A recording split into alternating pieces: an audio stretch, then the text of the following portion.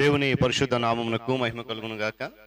విశ్వనందు పిల్లరా, దేవుడు తన మహాకృపను బట్టి మరొక నూతన ఉదయ కాలంలో వేకువను లేచి ఆయన నామాన్ని స్తుతించగలిగే చక్కటి అవకాశం మనకి ఇచ్చారు. అందును బట్టి ప్రభు పరిశుద్ధ నామానికే మహిమ ఘనత ప్రభావం కలుగును గాక. విశ్వనందు ప్రియులైన దైవజనులు, స్నేహితులు, విశ్వాసులు, సహోదరి సహోదరులు, ఈ కార్యక్రమాన్ని వీక్షిస్తున్న ప్రియ దేవుని బిడ్డలందరికీ యేసుక్రీస్తు వారి ప్రశస్తమైన నామంలో శుభాలు తెలియజేస్తా ఉన్నాను. మరి దేవుడు మిమ్మల్ని మీ కుటుంబాలను ఈ నూతన ఉదయ కాల సమయంలో శుక్రవారపు దినాన దీవించి ఆశీర్వదించి నడిపించును గాక.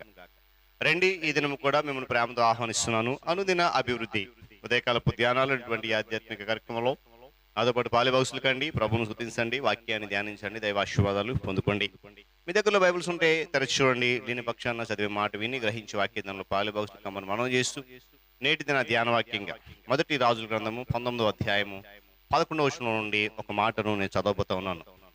యెహోవా ఆ గాలి దెబ్బయందు ప్రత్యక్షము కాలేదు, ఆ భూకంపమునందు యెహోవా ప్రత్యక్షము కాలేదు.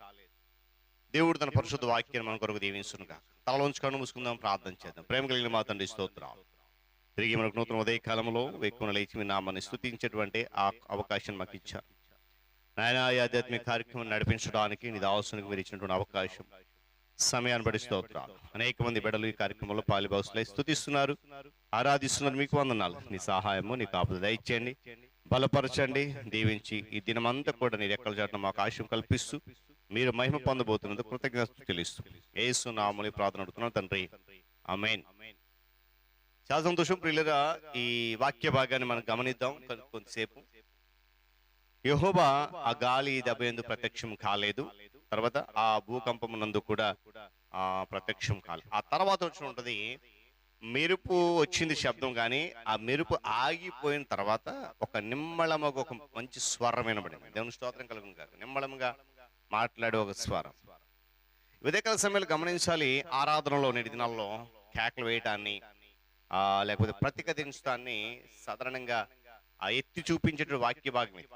దేవుని యొక్క ప్రత్యక్షత కొరకు ఆయన మాట్లాడతాడు, ఆ పిలుపు వినడు కొరకు ఎత్తి చూపించేటువంటి వాక్య భాగం. అలాగైతే నూతన నిబంధన గ్రంథం చెప్తున్నట్లుగా పెంతెకొస్తు దినాన వేగంగా వీచే బలమైన గాలు వచ్చినప్పుడు అగ్ని వంటి నాలుగు విభాగింపబడినట్లు దిగినటువంటి పరిశుద్ధాత్మను ఏ విధంగా వివరిస్తాం? ఆ తర్వాత శిష్యులు ఏమైనా ప్రార్థిస్తున్న స్థలంలో కంపించడాన్ని ఏ విధంగా వ్యాఖ్యానిస్తాం అని గమనించాలి. నిశ్శబ్దమా నినాదం అనేటువంటి విషయాన్ని ఈ వాక్య భాగంలో చాలా స్పష్టంగా మనం గమనించాలి. పాత నిబంధన గ్రంథంలో గమనిస్తే ఓరకుండి నేనే దేవుడిని తెలుసుకుని చెప్పి కీర్తనకారుడు 46వ సంకీర్తన రాయడం జరిగింది. కానీ కీర్తన 47వ సంకీర్తన ఏమందంటే జయధ్వనులతో దేవుని గురించి ఆర్భాటము చేయండి. నిజమే, మౌనంగా ఉండడానికి సమయం ఉంది, కేకలు వేయడానికి కూడా సమయం. అంటే ఏ సమయంలో ఏది చేయాలో అది చేయాలి.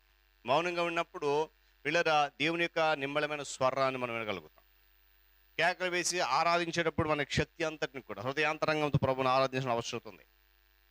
సాంప్రదాయ సిద్ధాంతుడి మతాచారంలో ఆరాధనలో కేకలు వేయటాన్ని ఇనుబడింప చేసుకోలేదు. ఏమండి చూడండి, యేసుక్రీస్తు ప్రభు వారు యెరూషలేము జయప్రవేశం చేసినప్పుడు ఆ మటలాదివారం రోజు ప్రజలు ఏం చేశారంట? ఆ జన సమూహం అంతా ఉల్లసించింది, ఎంతో సంతోషించింది. ఆ గొప్ప శబ్దంతో ఉద్యమంతో ప్రభువుని స్తుతించడం ప్రారంభించారు. ఎప్పుడైతే జయ ధ్వనులతో ప్రభువుని స్తుతించడం ప్రారంభించారో వెంటనే అక్కడ కొందరు పరిసయ్యులు ఉన్నారట. వాళ్ళు ఏమని తెలుసు, ఆయన ప్రభువా ఎందుకు నీ శిష్యులు అలా కేకలేస్తున్నారు, వాళ్ళని కొంచెంత నిశ్శబ్దం కూడా చెప్పొచ్చు కదా.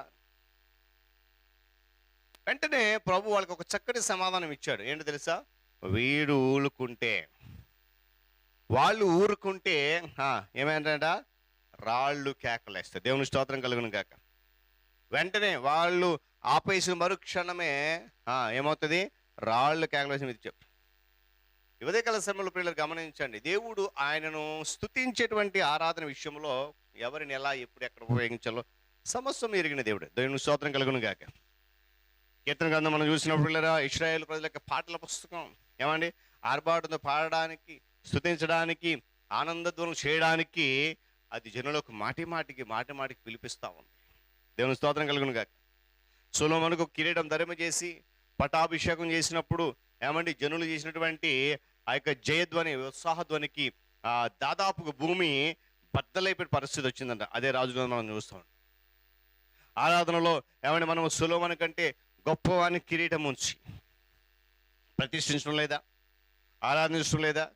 ఏమండి, దైవ విధాన సంకల్పం అంతా కూడా నూతన ఆరంభోత్సవంలో ఆనంద కేకలు వేయబడ్డాయి. పెంతెకొస్తు దినము ఎంత గొప్ప శబ్దం కూడిన దినమో అపోస్తలుల కార్యక్రమం మనం చూస్తూ ఉంటాం. దేవుని స్తోత్రం. కనుక ఈరోజు పిల్లలు ఎక్కడ నిశ్శబ్దం ఉండాలి, ఎక్కడ నినాదం చేయాలి? దేవుని బిడ్డలుగా ప్రతి ఒక్కరూ ఆలోచించే పరిస్థితి. నిశ్శబ్దం ఉండడం, కేకలు వేయడం, ఏమండి, అది మన యొక్క మనోభావం వ్యక్తపరచడమే. ఏమండి, ఆనందోళన చేయడం, గమనించాలి. ఆనందోళన చేయడానికి ప్రతి దానికి కూడా ఒక నిర్దిష్టమైన సమయము ఉంది. కేకలు వేసే సమయం ఉంది, ఏమండి, ఆ తర్వాత నిశ్శబ్దం ఉండే సమయం ఉంది, ఇంకా మరి ఆ పెద్ద స్వరముతో స్తుతించేటువంటి సమయము, స్వాభావికంగానే ఆ ఉద్రేకపూరితమైనటువంటి ఆ యొక్క ఉత్సాహధ్వని, ఏమండి, ఆ పెద్ద స్వరముతో స్తుతించడం అనేది సులభంగా ఉంటుంది. అయితే వేరు కోవకు చెందిన వారు బహుగా సంకోచిస్తూ ఉంటారు. అయితే దేవుని విషయంలో ఎవరు కూడా సంకోచించడానికి ఏమాత్రం అవకాశము లేదు. దేవుని స్తోత్రం కలుగును గాక. కానీ చూడండి, అనేక మంది పరిశుద్ధాత్మ నింపబడిన తర్వాత విడుదల పొందినట్లు ఒప్పుకున్నారు ఆనాటి సంఘములో. ఒకరినొకరు ఏమండి నిందించకూడదని, ప్రోత్సహించని చెప్పి నిశ్చయించుకున్నారు. పెంతెకొస్తు శాఖల వారు పెంతెకొస్తు కలిసి ఆరాధించాలని చెప్పి ఆదిమ సంఘ క్రైస్తవులు నిర్ణయించుకున్నారు. కారణం ఏంటో తెలుసా? దేవుని ఆరాధించే సమయంలో ఆరాధించాలి. ఆయన సన్నిధిలో నిశ్శబ్దంగా మౌనంగా ఉండే సమయంలో, ఆ మౌనంగా ఉండి నిశ్శబ్దంగా ఉండే సమయంలో మెల్లనైనటువంటి నిమ్మలమైన ఆ స్వరము మనకి వినబడి. దేవుడి మాటలు మన కొరకు దీవించును గాక. తాను నుంచి కళ్ళు మూసుకునండి, ప్రార్థన చేసుకుందాం. ప్రేమ కలిగిన మా తండ్రి, కృపా సత్య సంపూర్ణుడా, సకలాశీర్వాదములకు కారణభూతుడా, మీ గణనామానికి స్తోత్రాలు, వందనాలు. తిరిగి మనకు నూతన ఉదయకాలపు వేళ వేకుని లేచి మీ నామాన్ని స్తుతించగలిగేటువంటి ఒక శ్రేష్టమైన అవకాశం మాకు ఇచ్చారు. అందుని బట్టి వందనాలు. ఆధ్యాత్మిక కార్యక్రమం ద్వారా అనేక మందిని బిడ్డలు నాయన పాలిభాగస్తులై స్తుతిస్తూ ఆరాధిస్తూ గణపరుస్తున్నారు, ఆత్మీయ మేలు పొందుకుంటున్నారు. అటు రీతిలో మీరు నడిపిస్తున్నాం, వందనాలు. తిరిగి నూతన దినంలో మరలా నీ దీనదాసులు సేవకుల కొరకు ప్రార్థిస్తున్నాను. ప్రపంచ నలుమూలల భారముతో ప్రయాసం పని జరిగిస్తున్నట్టుగా నీ సన్నిధి కాపుదల కాంతి వార్త వంశమని వేడుకుంటున్నాను. నాయన వారి సంఘము, వారి పరిచర్య, వారి కుటుంబాన్ని మీ ఆత్మజత నింపి నడిపించి కృపలు వర్ధలింపచ్చని నీకు స్తోత్రాలు. అధికారులు, నాయకులు, పరిపాలకుల కొరకు వందనాలు చెల్లిస్తూ నాయన రానున్న దినాలకు మంచి ప్రభుత్వాన్ని, నాయకులను ఏర్పాటు చేసి వారి ద్వారా మంచి పరిపాలన ప్రజలకు అందించండి. ఉద్యోగ రంగాలైనటువంటి ప్రభుత్వ రంగాన్ని, ప్రైవేట్ రంగాన్ని మీరు దీవించి ఆశీర్వదిస్తున్నందుకు స్తోత్రాలు. నిశ్చితమైతే మరింతగా దీవించి కృపలు భద్రపరచడం ప్రార్థన చేస్తున్నాను. విద్యాశాఖ, వైద్య శాఖ, నాయన ఉద్యోగ రంగాలైనటువంటి ప్రభుత్వ రంగం, ప్రైవేట్ రంగంలో విద్యాశాఖ, వైద్య శాఖ, రెవెన్యూ శాఖ, పోలీస్ శాఖ, రవాణా శాఖలు అన్నదినము నీ కృప చేత నడిపించబడుతూ నాయన ఉంటుండగా నీ సన్నిధి వార్త ఉంచుతున్నందుకు వందనాలు. మరింత క్షేమం ఇచ్చేయని నడిపించండి. నిరుద్యోగ యువకులకు మార్గము సరళం చేసి నడిపించి కృపలో భద్రపరచండి. నాయన రైతులు, వ్యవసాయదారులు, వ్యాపారస్తులు జ్ఞాపకం చేసుకుని లాభసాటి కలిగి చేయండి. నష్టం అంతటిని దూరపరచండి. అదేవిధంగా నా తండ్రి మరి చిన్నబిడ్డలు, యవనస్తులు, వృద్ధాప్య వారికి ఆరోగ్యం, క్షేమం, నెమ్మదిగా ఇచ్చేయండి. క్షేమంగా ఇచ్చేయండి. అనారోగ్యంలో బాధపడిన బిడ్డలు అనేక మంది వేస్తున్నాము, వారికి స్వస్థత కావాలి, సహాయాన్ని గ్రహించండి. నాయన ఐదుగురు తోట వెళ్ళిపోతే యవనస్తులు వాక్యం పట్టుకోండి. సత్యం అనుసరించక అసత్యం పడుతున్న అనేక మంది సత్యం నీవని గ్రహించే కృపద ఇచ్చేయండి. వివాహాల కొరకు, గర్భఫలం కొరకు బిడ్డలు ఎదురు చూస్తున్నారు, మార్గము సరళం చేయండి. గర్భం బిడ్డలకు సుఖమైన ప్రసవం, తల బిడ్డలకు క్షేమత ఇచ్చేయండి. నాయన విరిగిన, నలిగిన, వేసారైన, అలసిపోయిన, కృంగిపోయిన జీవితాలు కలిగి నెమ్మది లేక, సమాధానం లేక, సంతోషము లేక, నిరాశ నిస్పృహలతో కొట్టుమిట్టాడుతున్న అనేక మంది కొరకు ప్రార్థిస్తున్నాను.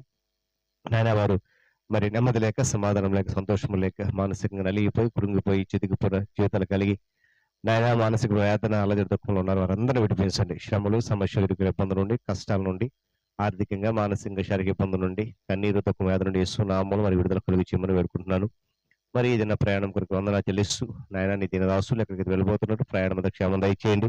రైతులు, వ్యవసాయదారులు, వ్యాపారస్తులు ఆయనకుల పనిపాట్లకు, ఆయనకుల కూలి పనులకు, ఆయా శాఖలలో ఉద్యోగ బాధ్యతలు నిర్వర్తించడానికి, బంధువుల గృహాలు, స్నేహితుల గృహాలు, శుభకార్యాలు, రకరకాల విహారయాత్రలు, ఇంకా ప్రతి ప్రయాణంలో ప్రతి వాహనాన్ని మీ స్వాధీనం అందించుకుని కృపల భద్రపరచం వేడుకుంటున్నాను. నాయన నూతనంగా జన్మదినం జరుపుకున్న బిడ్డలు ఇచ్చిన దయాగ్రేడను దీవించి ఆస్వాదించండి, కృపలు భద్రపరచండి.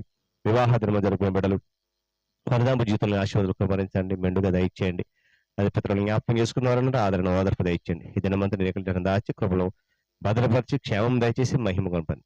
యేసు నామమున ప్రార్థన అడుగుతున్నాను తండ్రి, ఆమేన్. ప్రియక దేవుని దీవెన ఆయన సన్నిధి కాపుదల సదాకాలం మనందరికి తోడైన నడిపించును గాక. ఆమేన్.